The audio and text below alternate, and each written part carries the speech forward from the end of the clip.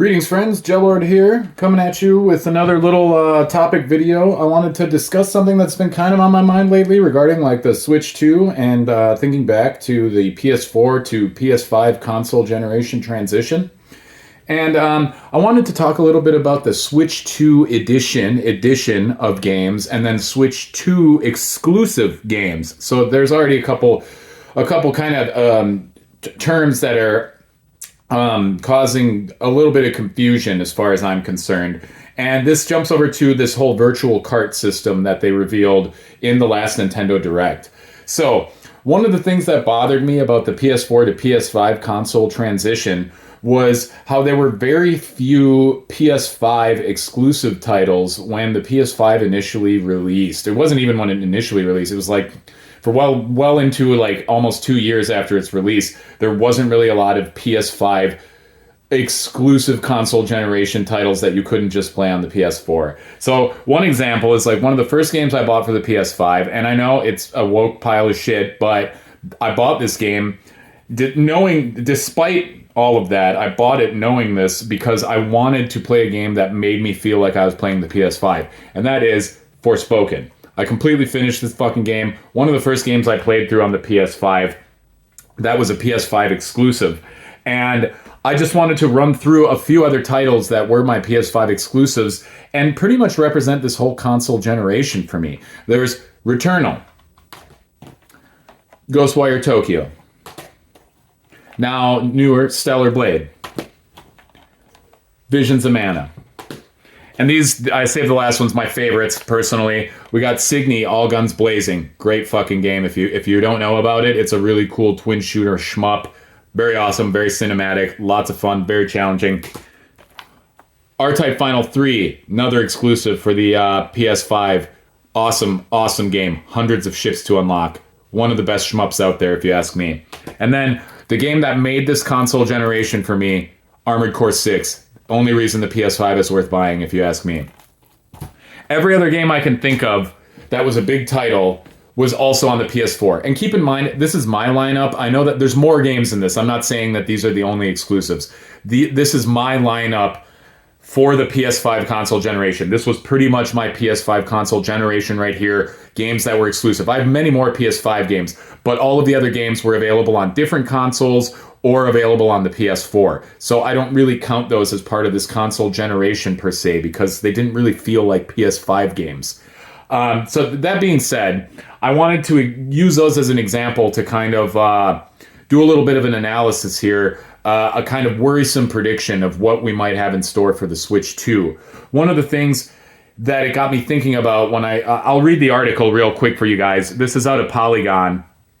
I'm using my Ein Odin to read this article for you guys. I'm trying to keep it strictly gaming here, just only using gaming devices. But Nintendo suggests there will be enhanced Switch 2 versions of some Switch games. Small print for virtual game cards mentions Nintendo Switch 2 edition games.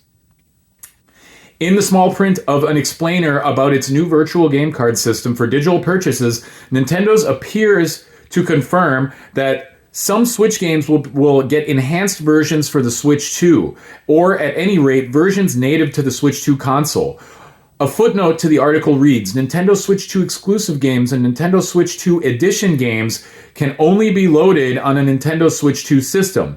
The note also implies that the Switch 2 will use the virtual game card system as well, and will be able to exchange Switch 1 games with the original Switch.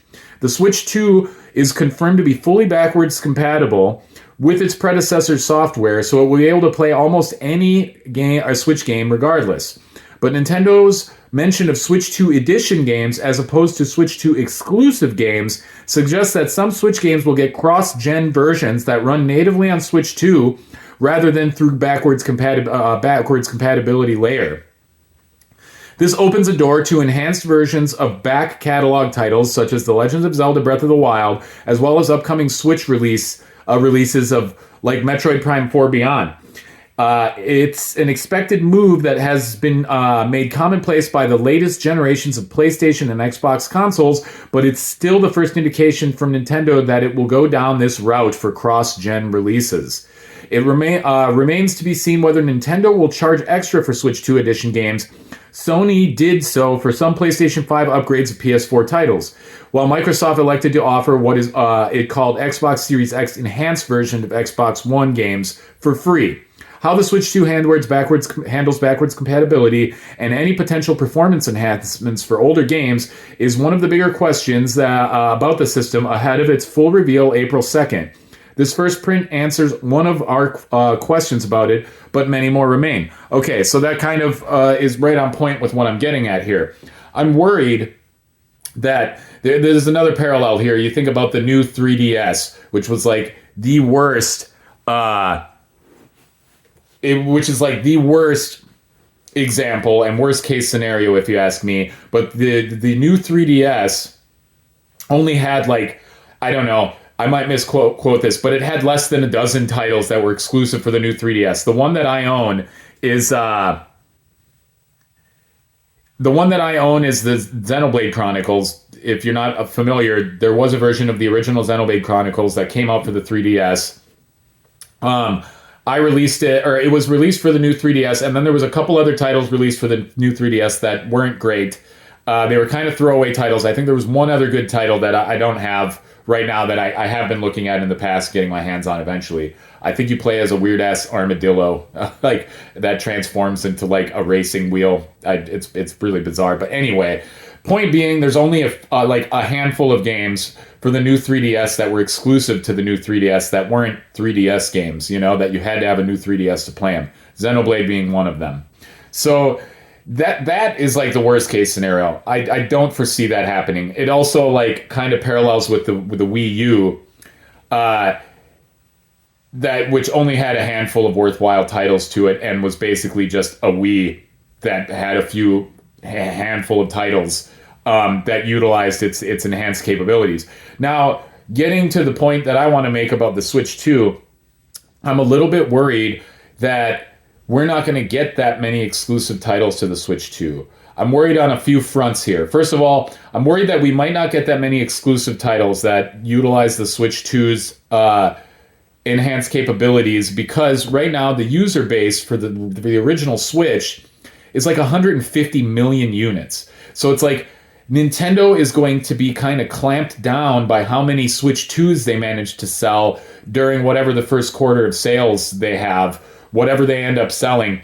That's going to be the maximum payload for any games that they're doing sales for. And as everybody knows, like the cost of producing games is more bloated than it's ever been, just like in Hollywood. So in order to make investors happy, they're going to have to sell a baseline amount of games. And I'm kind of worried that they're not going to want to turn their back on that 150 million system user base. And I kind of get this feeling that like we might end up with a lot of games that are just going to be switched to enhanced editions instead of exclusive editions, because they're going to want to sell some of those first party games to as many people as possible. That's not to say it's necessarily going to happen, but I have my suspicions that, it's already happening with Metroid Prime 4, which that's a big title. So it's like, is it going to just be an enhanced edition, or are they going to release a second edition? Are they going to try to sell us some of these games twice? Are they going to hold back some of these titles by continuing to put them all out on the Switch like they did with the PS4, and we're not going to end up with that many exclusive titles on the Switch? At least maybe not the first year. Or a worst case scenario, looking at it now, my entire console generation for the PS5 is this stack of games, and that sucks, because you look back at the PS4, the amount of games I have for the PS4, you can't really see it on my game shelf right now, but I've got like 60 games back there. And the amount of those that were exclusive to the PS4 that weren't like remakes or something that came out for the PS3 is pretty astronomical. It's a ton of fucking games. It's a lot of games for that console and its generation. Doesn't even compare to the Switch or the PS5, excuse me. So I'm a little bit worried. Like, I got a ton of Switch games up here. A lot of those are not necessarily exclusive, but they're exclusive to the Switch console generation. You can get them on other consoles, whatever. Point being, there's enough exclusives for the original Switch to make it worthwhile, in my opinion. So I'm a little bit worried about, like, the first year. How many games are we going to get that are exclusive to the Switch? how many games that are we gonna get that are enhanced editions of games that are just gonna come out on the Switch? Like, I could have skipped this console generation and stuck with my PS4, and I would have technically only missed out on less than 10 games that I was interested in. I know that, like I said, there are more exclusive titles to the PS5 than that, but I would have missed out on like less than 10 games that I was actually interested in for the PS5 console generation. I would have been able to play everything else either on my PS4 or through my Steam Deck or even on the Switch, because a lot of the games came out on the Switch too. So like, I'm going to be interested to see how many actual Switch 2 exclusive games we get announced with the launch coming up here on April 2nd. So fingers crossed. Like, I'm not going to pre-order a Switch until there's at least 5 games for it that I want, because after the Wii U came out, when all was said and done, I had like 3 games on that console that I bought that were exclusive to that console. And I only really liked one of them a lot, which was Xenoblade Chronicles X. And then there was Breath of the Wild, which we ended up getting on the Switch anyway. And then there was Star Fox Zero, which was not exactly critically acclaimed. And that was practically all 3 of the titles I wanted for the Wii U. And that's pretty disappointing to buy a whole console for that, for basically a slightly better glorified HDMI version of the Wii. I don't want to see a repeat of this with the Switch 2, where we don't get very many Switch 2 games, and throughout the whole console generation, we just end up with a bunch of Switch enhanced games and maybe 5 or 6 Switch exclusives, or under 10 Switch 2 exclusive games. And, you know, I understand that they kept the original Switch going for 8 years, but how long are we going to have to wait to get a decent, at least even up to 5 Switch exclusive games? You know, that's what I'm kind of worried about. So that's pretty much what this video was about. I don't want to see a repeat of the PS4 to PS5 console generation transition happen with the Switch to Switch 2 console transition. Let me know in the comments below what your thoughts on that are. Do you think we're going to run into this same issue with the Switch 2? Do you think we're going to get a lot of exclusive titles announced for the Switch 2, or we're going to get a bunch of Switch 2 editions? The other thing I'm worried about is I have a feeling that we're going to get a ton of third-party games announced for the Switch 2 that are just going to be games that we already got. And if you're like me and you have a PS5 and a Switch, or even a Steam Deck, or a PC that's pretty decent, you're going to already own like a ton of these games that are going to be coming out for the Switch 2. Like, you know, they're going to bring Metaphor ReFantazio. They're probably going to bring a ton of other titles. I'm not going to try to brainstorm, but there's going to be a ton of, like, I'm sure Elden Ring's going to come to the Switch 2. I'm sure a whole bunch of these other titles are going to come to the Switch 2. And that's going to be pretty lackluster to me as somebody who participated in both of these other consoles and purchased games for them. It's going to be a bit of a lame duck to see all these same games come out again. I'm not going to be excited, and I'm not going to double dip and buy them again for the Switch 2, because I just don't see a point to it. You know, we're probably going to see Visions of Mana come out again for the Switch 2. Just all the games that couldn't run on the Switch 1. I think those are going to be a lot of the titles that come out for the Switch 2, which I'm not pumped for. The only thing I'm pumped for is first-party Switch exclusives, Switch 2 exclusives, and third-party Switch 2 exclusive. I have this bad feeling we're not going to get a lot of third-party Switch 2 exclusives except for games that already came out. So I'll be interested to see. I'm going to withhold a pre-order on the Switch 2 until there's at least 5 games that I want for it. I think that's a decent policy. I don't want to get burned like I got burned on the Wii U. I thought the new 3DS was worth it just for having the second analog stick. A lot of the 3DS games utilize that functionality, even though they came out before the new 3DS. It was still worthwhile having that little analog nub, but that was practically the only thing, and the fact that it tracked your eyes and had more stable 3D. So the new 3DS had its reasons to exist, but the Wii U practically had no reason to exist. They could have skipped that console based on the number of games that came out for it. So yeah, like I said, let me know in the comments below. Are you worried about this too? Are you worried about the PS4 to PS5 effect? And if we might run into the same thing between the Switch and the Switch 2, and all of the third-party titles that already came out, inevitably coming out for the Switch 2. Let me know down below. What do you think? Do you think this is going to be a problem? You think we're going to be good? Well, I guess we won't know until April 2nd. In any case, thanks y'all for watching. Please leave subscribe, leave a comment. Let me know what you think. Leave a like. And yeah, sorry I've been talking real fast for this one, but I'm trying to make my videos shorter. I don't want them all to be a half hour, so maybe I could get more views on them.